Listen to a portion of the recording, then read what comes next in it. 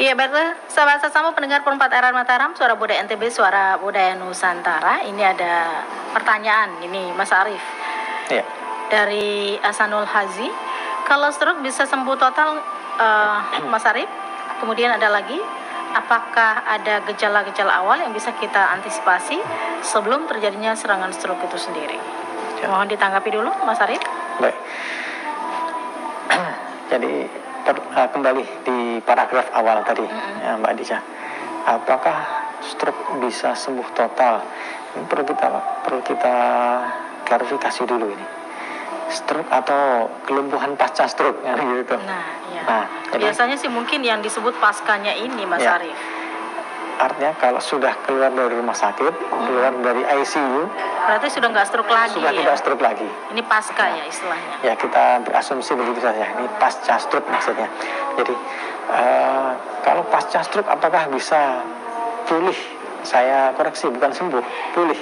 Apakah bisa pulih total? Nah, sekecil apapun kerusakan, entah itu di jaringan kulit, jaringan saraf, atau di mana saja, pasti akan memberikan bekas, akan meninggalkan bekas. Nah, hanya saja bekasnya seperti apa yang terpulang kepada orang masing-masing, ya. Tergantung dari kondisi struknya. Satu, kondisi struknya. Kemudian yang kedua, proses pemulihannya seperti apa. Ya, jadi ada banyak faktor kerusakan stroke ini, bukan pasca stroke, kerusakan stroke. Jadi ada dua, kerusakan stroke, kemudian kerusakan pasca stroke. Kita kupas satu-satu. Yang sebelum dulu? Ya, yang stroke. Stroke. Seberapa luas area kerusakannya? Oh, kita istilahnya luas ya, Mas Arief ya? Ya. Okay. Jadi luasnya area ini juga belum menjadi satu-satunya, tidak menjadi satu-satunya penentu kondisi seseorang. Oke. Ya, satu, berapa luas kerusakannya. Kalau orang akan secara mudah menjadikan banyaknya perdarahan itu sebagai indikator luasnya, padahal sebetulnya tidak. Kalau stroke hemorrhagic atau stroke perdarahan, banyaknya darah yang keluar, berapa genangannya, berapa cc, ini merasa lebih parah ini karena sekian cc lebih banyak. Bukan itu. Jadi seberapa luas kerusakannya, bukan juga sumbatannya ini besar yang sumbatannya ini, sekian cc menyumbat atau sekian besar sumbatannya, itu juga bukan indikator, bukan satu-satunya. Jadi berapa luas kerusakan yang terjadi itu bisa berapa lama tindakan penanganan dilakukan. Semakin lambat semakin luas kerusakannya. Semakin lambat penanganan ya, di rumah sakit semakin luas akibatnya, dampaknya, kerusakannya. Nah, kemudian setelah diberikan tindakan, taruhlah pemberian tindakan yang optimal, kemudian keluar dari rumah sakit, selesai, ini baru pasca stroke-nya. Tindakannya yang bagaimana? Periode emas ini ya? Ya, pada periode emas ini. Mau tidak ini pasiennya ini mengikuti program latihan, misalnya posisi tidurnya, baru posisi tidur saja sudah ada aturannya, berbaring ke arah mana, posisi tangannya bagaimana, posisi lengannya bagaimana, kaki dan tungkainya bagaimana, kemudian berapa kali sehari latihannya apa saja, itu juga menjadi penentu. Jadi bukan hanya strokernya saja, caregivernya mau tidak menjalankan program latihan yang diberikan, PR yang diberikan ini. Jadi sangat kompleks, banyak sekali yang menjadi faktor penentu pemulihan, ya. Kembali ke pertanyaan tadi, ya, seberapa besar pemulihannya tergantung dari tindakan selama pasca stroke. Apakah juga tindakan pasca stroke itu diberikan pada saat periode emas? Biasanya, berapa lama sih periode emas ini, Mas Arief? Ya, efektifnya? Ya, kalau kita mau mengambil hasil optimal, mestinya itu begitu mengalami serangan stroke, setelah selesai tindakan oleh tim medis, dokter saraf, langsung ke Mas Arief misalnya, rawat inap, bahkan rawat inap pun nanti posisi tidurnya aja kita atur sebetulnya. Nah, kemudian yang menjaga itu nanti melakukan apalagi kok rawat inapnya agak lama ini. Tapi pertanyaan saya, Mas Arif, misalnya sudah keluar dari rumah sakit ya, udah nggak ada stroke-nya begitu ya, kan apakah tim medis itu bukan berarti kita menyalahkan, tidak? Apakah selalu menyarankan kepada si keluarganya begitu atau yang pasiennya gitu untuk ini terapi begitu? Ya. Sebetulnya sudah ada informasi itu, ya. Selalu dibarengi dengan itu ya? Biasanya begitu. Jadi nanti setelah ini diberikan program latihan. Nah, cuma latihannya kan kadang-kadang masyarakat menganggap latihan apa yang mau dilatih. Orang ini belum sembuh kok. Artinya bukan pemulihan dalam mindsetnya, yaitu penyembuhan. Sehingga yang dicari bukan latihannya, tapi obatnya, supaya punya skill bicara, supaya punya skill berjalan. Sesungguhnya stroke itu tidak butuh obat ya, second berarti obatnya ya. Yang utama adalah bagaimana perlakuannya itu ya, seperti Mas Arif di terapinya itu ya. Pasca stroke masih mengkonsumsi obat, tapi itu bukan obat penumbuh skill. Jadi kalau Bapak Ibu di rumah, pendengar sekalian, menyaksikan kok itu tetangga atau keluarga atau kerabat kok masih minum obat padahal sudah keluar dari rumah sakit, tapi sudah minum obat sampai berbulan-bulan, bertahun-tahun kok nggak bisa jalan. Nah, obat yang dikonsumsi itu adalah obat untuk mengantisipasi terjadinya stroke ulang. Obat yang diberikan untuk penyakit penyertanya, misalnya obat diabetes, obat hipertensi. Taruhlah ada yang sampai punya mengkonsumsi dalam satu hari lebih dari 5 macam. Tidak ada satupun dari untuk sekian kalian obat ya, untuk meningkatkan skill ya. Kalau seandainya ada, maka universitas dan lembaga pendidikan itu yang akan tutup paling awal.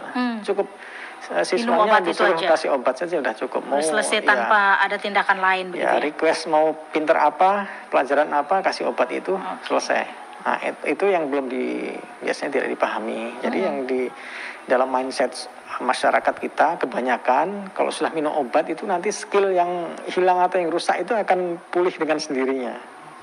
Nah, masa menanti inilah periode emas itu lewat. Oke, Mas Arif, ketika praktik misalnya periode emas penanganan lumpuh pasca stroke begitu, khusus untuk caregivernya, apa yang biasanya Mas Arif suggest kepada mereka begitu? Kan mereka ada yang datang sekali doang, ada yang rutin setiap minggu sekali, dan idealnya ketika periode emas penanganan lumpuh pasca stroke ini 1 minggu itu berapa kali sih untuk terapinya? Jadi untuk program terapi itu sangat menyesuaikan kondisi stroker. Kalau saya sendiri, meskipun ini barangkali tidak harus demikian teman-teman fisioterapis yang lain, tapi untuk saya sendiri, saya mensyaratkan untuk menjadi pasien di tempat praktek saya, itu stroker harus didampingi oleh caregiver. Syaratnya itu mutlak. Kalau tidak, kita tidak bisa menerima. Karena nanti kita utamakan yang punya caregiver. Meskipun sebenarnya mohon maaf sekali lagi, ini tidak menjadi SOP, tapi untuk hasil optimal, kalau seandainya ada 1-2 pasien atau beberapa pasien yang pilihan mana yang harusnya kita tangani, itu yang kita utamakan mestinya yang ada caregivernya. Karena nanti kasihan pasien bolak-balik hanya datang ke klinik, taruh, kemudian tidak diberikan edukasi, sampai rumah nanti dibiarkan saja tidur terlentang, tidak bisa apa-apa, kasihan. Jadi bolak-balik hasilnya juga kurang optimal. Jadi kita utamakan, kita tekankan bahkan baik di klinik mau di rumah sakit, kita anjurkan kalau pasiennya dilihat belum mampu mandiri, berlatih sendiri, caregiver tolong ikut serta untuk diberikan edukasi. Ya. Kembali ke pemulihan tadi. Ini kan menjadi salah satu faktor penentu pemulihan. Tapi intinya apakah stroke itu bisa sembuh total ya, Mas Arif ya? Kalau selama ini penentu tadi itu di awal yang kita sampaikan, tingkat kerusakannya juga bervariasi. Kalau misalnya tingkat kerusakannya taruhlah tidak parah-parah amat, berarti masih memungkinkan untuk sembuh total ya? Ya, bahkan ada stroker yang merasa tidak ada perbedaan dengan sebelum mengalami serangan. Seperti tadi ya, ada yang hari itu misalnya dia ini mulutnya maaf ini agak ke kiri sedikit gitu. Ya. Sore sudah nggak ada lagi begitu ya? Ya, seperti TIA. Jadi itu TIA, transient ischemic attack, ya, serangan stroke sementara. Ini juga sangat riskan untuk menjadi testimoni yang menyesatkan. Ya, jadi karena berbeda orang ya, Mas Arif. Jadi di pertemuan yang lalu dengan Mbak Oming ya, saya sampaikan tidak ada misalnya ada piring, sejuta piring yang sama persis bentuknya, bentuk awalnya sama, kemudian dijatuhkan oleh orang yang sama di tempat yang sama, kemudian bisa kembali lagi seperti semula. Ada yang sama persis kerusakannya, tidak ada. Jadi tidak ada satu atau dua pasang piring pun yang bentuk rusaknya sama persis pada saat dijatuhkan di tempat yang sama oleh orang yang sama. Ini analoginya luar biasa. Analoginya seperti apalagi jaringan otak yang katanya sekian miliar kali seandainya diurai, benang otak itu diurai keliling bumi sekian juta kali keliling. Artinya kan sangat panjang gitu, sangat kompleks. Jadi bisa dibilang variasi kerusakan pasca stroke itu jumlahnya adalah sebanyak jumlah stroker itu sendiri. Ulang? Ya, variasi kerusakan sejumlah stroker itu sendiri. Iya. Seandainya begini. Ini kita kesampingkan faktor ekonomi. Kita kesampingkan faktor sarana prasarana, kondisi negara kita, entah rumah sakit, entah apa fasilitas segala macam. Kita kesampingkan sosial ekonomi yang keluarga. bersangkutan. Jadi murni hanya bicara otot saja, tidak usah yang tulang atau saraf dan yang lain, hanya otot dan tulang saja. Otot dan tulang saja misalnya. Sendi kita ini kan jumlahnya 200 lebih. Kemudian otot dalam tubuh manusia lebih dari 650. Lebih dari 650 otot. Seandainya setengahnya saja mengalami kerusakan, ya artinya yang 100 rusak sendinya, kemudian ototnya itu 325 rusak dengan varian kerusakan yang berbeda. Artinya ada berapa variasi itu, ada berapa miliar atau berapa juta varian kerusakan. Nah, itu dari sudut pandang ilmu gerak otot dan tulang saja. Bagaimana nanti